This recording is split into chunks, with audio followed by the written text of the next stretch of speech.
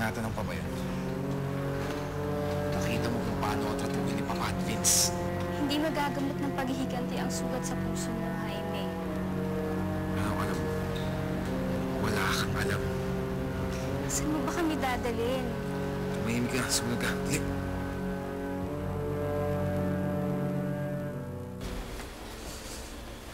Ano nangyari dito? Nag-spike bigla ang presyon ng pasyente.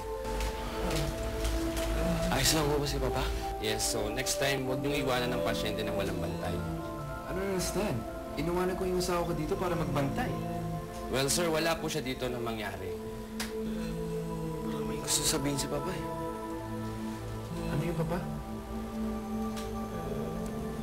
The patient is under medication, so medyo groggy pa siya at hirap magsalita.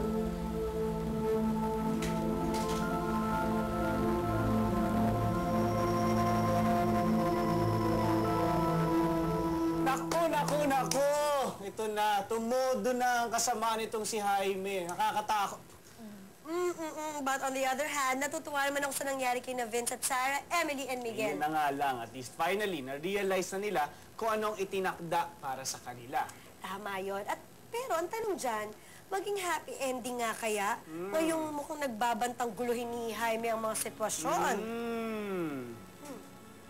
Sigurado ako na nakabalik na ngayon si Vince sa ospital at sasabihin ni Papa na ikaw ang matakana ng lahat ng to! Bakit? Sino bang nagsabing ayokong malaman ni Vince sa biyak ko kayo? Ano ba, Jaime? Wala kaming kinalaman sa hidwaan ninyo ng Papa mo. Baka wala mo na kayo. Mahimik ka! Alam niyo, dapat nakampihan niyo ako eh. Di ba inalibos na rin kayo ni Papa?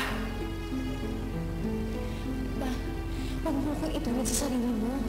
Hindi masama ang ugali ko. Isa pa, ang layo ng ugali mo sa kapatid mo si Miguel. Alam mo, hindi ko kayo maintindihan. Hinahayaan niyong gamitin kayo ng kapatid ko. Ngayon, tignan natin kung gaano kayo kamahal ni Miguel at ni Vince.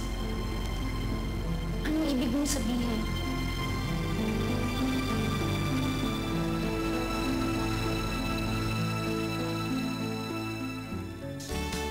Jack and Jill Dewberry.